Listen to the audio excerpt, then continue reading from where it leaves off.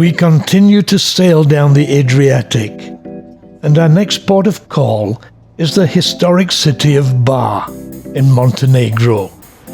9:45 in the morning, not a cloud in the sky, and a pleasant 26 degrees. It's only 5 minutes away from the ship on the shuttle bus. We get our bearings. First things first, shopping. This is Bar in Montenegro. We're about to explore. The new part of town. We're taking a walk here before we do the history.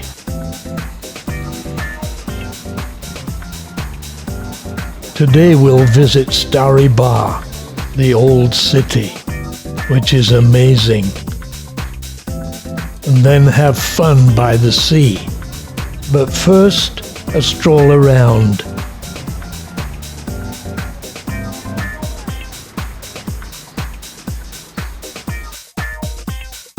I'm struck by the lack of people. We've been used to the crowds. As we explore the market, we're the only ones here, except for the stall holders. A great change from recent ports of call. The highlight of this stop is to visit Stari Bar, Old Bar. Didn't have the drone. Got a taxi up the hill. The driver was a great guy. The old city dates back centuries and still retains that old world charm. Definitely a wow place. We're in the Old Town Bar in Montenegro today. We just had a look around the shopping centre lower down, but now we've actually driven up quite a steep hill and we're about to go into a fortress and have a look around. The views will be absolutely fantastic, no doubt. Looking forward to it. So we paid the €2 entry fee and began to explore. A settlement was here from as early as the 6th century. The first record of it at the end of the 9th century called it Antivari. As with many places in this part of the world, it's experienced many troubles. Occupied by the Venetians, the Serbians, the Hungarians, and the Ottoman Empire, it was finally reclaimed from the Turks by Montenegro in 1878. Just inside the entrance is the amphitheatre, where performances are put on from time to time.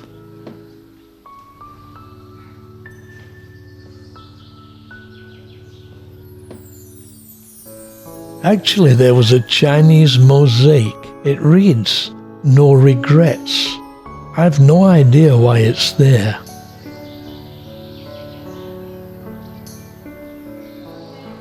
Years of war and neglect, and even an earthquake have taken their toll. But efforts to restore have made it a great place to visit. The bird song was evident throughout the visit. It's a beautiful place, the old water wheel now a decoration. The oven of the bakery. Inside, the walls of the town must have been magnificent in their day.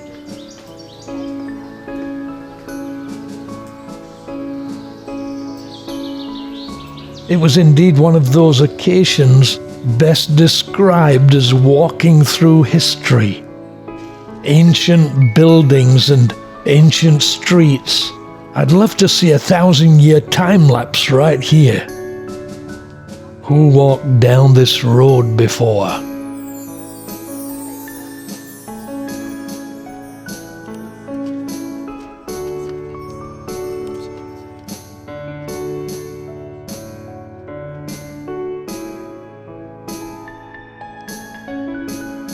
The enjoyment of this historic site is enhanced by the sheer beauty of the place. Not to mention the birdsong. It's an awesome place to visit. At one time, this was a thriving, impressive, highly fortified town. 6 churches here, mansions for the nobility, and a residential and commercial center for the inhabitants. For 1,000 years, it was an important part of this whole region. One thing we loved about it was the fact that there were relatively few people here. The hordes of tourists were missing. That certainly enhanced the feeling of being in history, enabling us to savor the moment.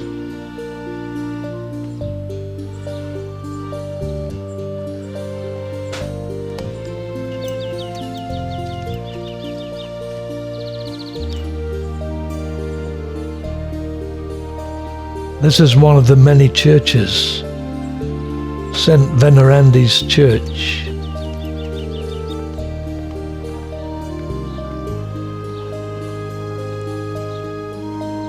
Every now and then we sat and soaked in history.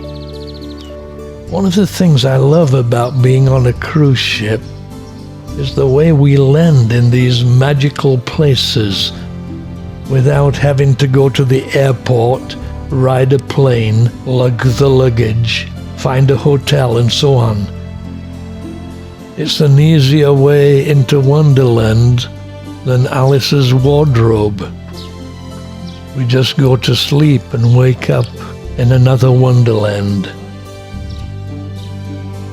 The views were great, nature all around, and as I observed the ruins here, they were clearly formerly excellent structures that must have been magnificent. In one of the churches was a photographic exhibition, so we took a look. Tourism photos of Bar and Stari Bar.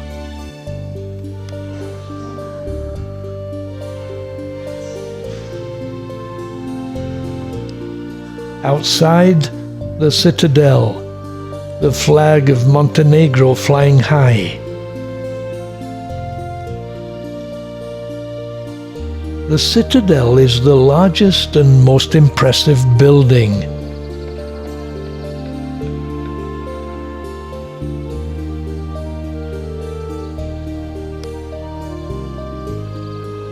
Inside, the walls tower about 40 feet high, reminding me of some English castles.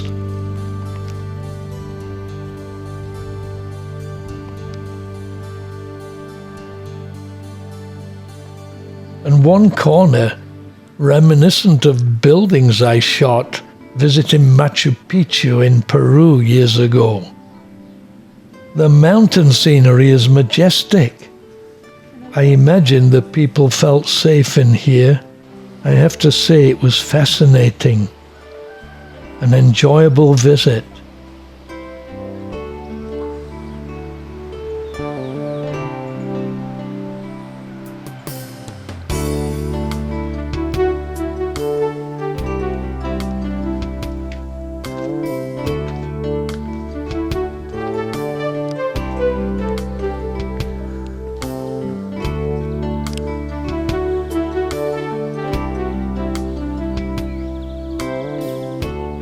But as we arrived back at the entrance, we were ready for a snack.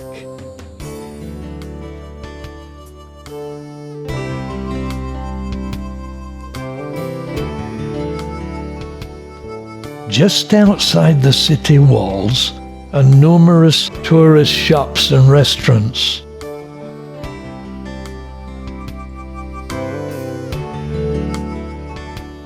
A restaurant named Kula had been recommended, and it turned out to be the best restaurant of the whole trip. Mediterranean delicacies, the best olives and olive oil in town, and without doubt the best people. Dobrodošli u konobu Kula u Starom Baru da probate našu tradicionalnu hranu. To je to. Welcome to Konoba Kula in Old Bar and to try our traditional food. Welcome. We're in the Kula restaurant. This is a schnapps barrel. And then over there you can see Montenegrin wine, over 200 years old. This is a great place to eat. The owners were delightful, and it was a memorable visit. Look at that. That is for the coffee. There our grandmothers put the coffee. And after that, make it like that. And make coffee like Turkish coffee. That is our new smartphone. The new smartphone. Yeah. That is, we make it and we spoke for the UK free. Oh, that's nice. Yeah, it's free. They offered guests a free call back to the UK. That was one of the high points of the whole visit. The ambience, the food, and the staff. It was fantastic to enjoy a beautiful place in a relaxed and peaceful atmosphere. I have to say the people here were great, friendly, courteous, helpful, not pushy in any way. We were impressed.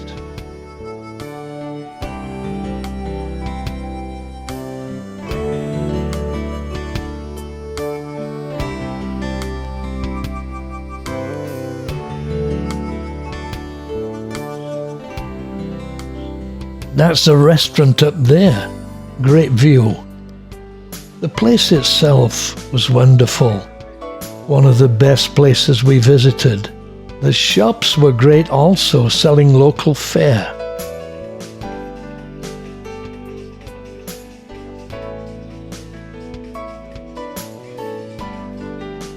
We strolled down the hill, enjoying the atmosphere and chatting to the locals.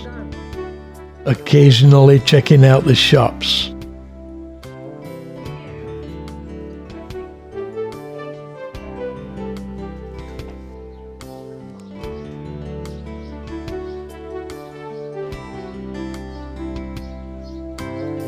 It was one of those lazy, hazy, crazy days of summer. We just had a snack of the traditional food of Old Bar. It was great. Peppers, aubergine, some meatballs with milky cheese topping. It was delicious.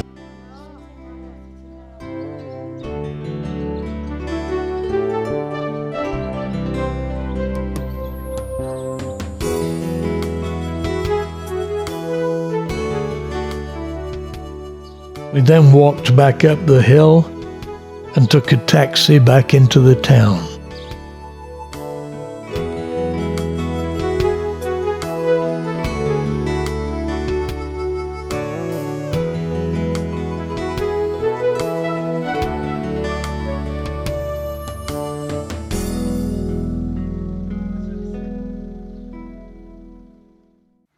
The most iconic building in the town has to be the gold-topped Serbian Orthodox Church that can be seen from all across Bar. It's dedicated to St. John Vladimir, the patron saint of Bar. And the thing that struck me the most was how shiny the domes were. They really shone very brightly, especially as the sun was reflected on them.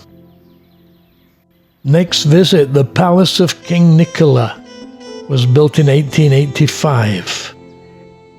It was a present to his daughter, Princess Zorka. The palace complex now houses the Bar City Museum, with many interesting exhibits, even in the garden. It's right on the seafront, and we decided to have a look. Inside, the palace was ornately decorated and with all kinds of exhibits that gave insight into the history of Bar. Maritime history sitting next to ancient facades and pottery.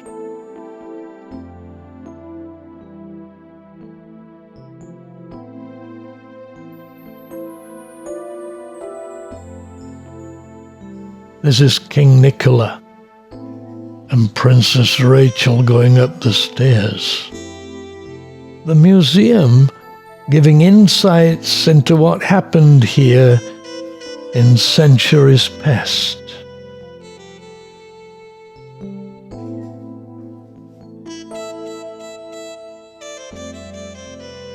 Just over the road, the Riviera. The promenade, simply beautiful. The colorful palms and flowers radiant in the sunshine.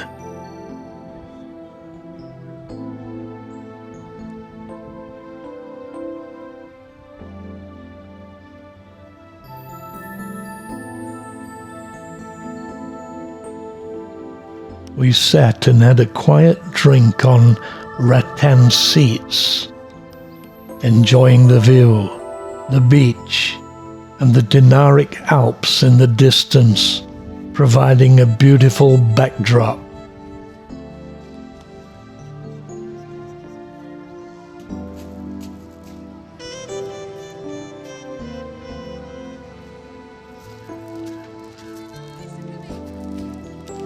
As usual, Rachel wanting to stick her toes in the sea.